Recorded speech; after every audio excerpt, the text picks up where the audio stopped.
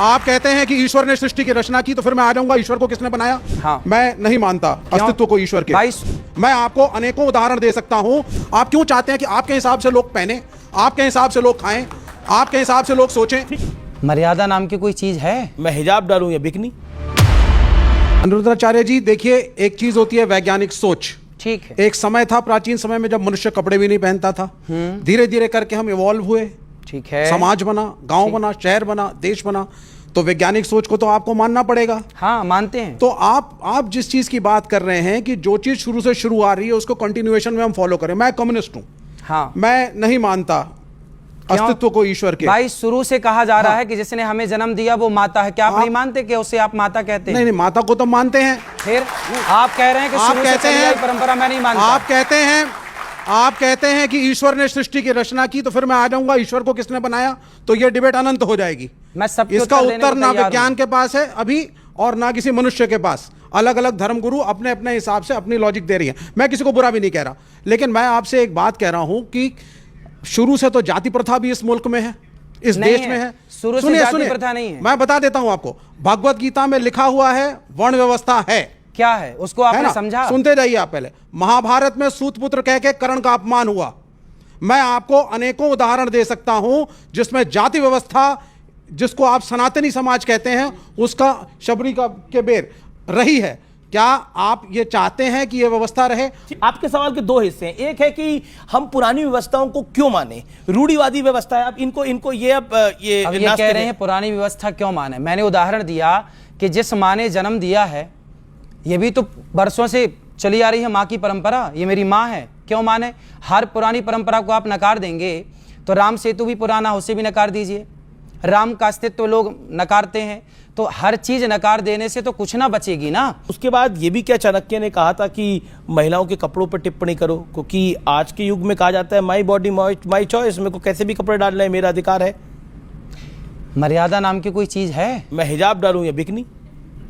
भाई मर्यादा नाम की कोई चीज है? बिल्कुल है, मर्यादा है। फिर इसलिए देखिए, कपड़े कोई कैसे पहने, हमें क्या दिक्कत है? अभी पिछले मैं किसी ने कहा, किसी बहन ने, कि मैं कैसे भी कपड़े पहनूं, आपको क्या दिक्कत है? मैंने कहा बात ठीक कह रही हो आप, हमें क्या दिक्कत है? तुम कुछ भी मत पहनो, जरा से पहनो, हमें क्या दिक्कत है? भाई पहनना ना पहनना तो आपकी पसंद है, हमें क्या दिक्कत है? बात ठीक है। लेकिन हम एक पिता, एक माँ अपने बच्चों को तो यही सिखाएगी ना, बेटा थोड़ा मर्यादा में रहो। देखिए, समय के साथ संस्कृति की परिभाषा बदलती है। खान पान, पहनावा, यहाँ आप देख रहे हैं अमीश जी ने जो वस्त्र पहने हैं, मैंने पहने, इन्होंने पहने, शर्ट पैंट पहने हैं, ये भारतीय संस्कृति में पहले नहीं थे।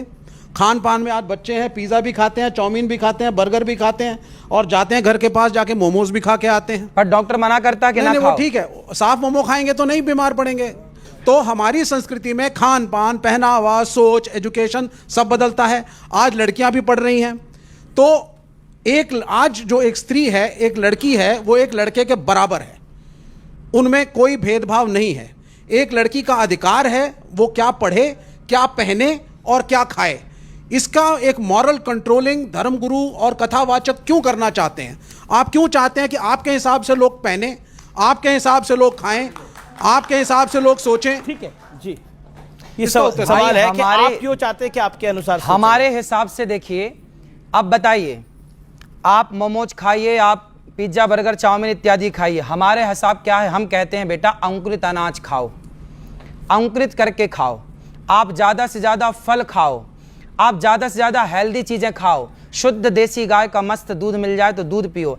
हम तो आपके हित के लिए कह रहे हैं।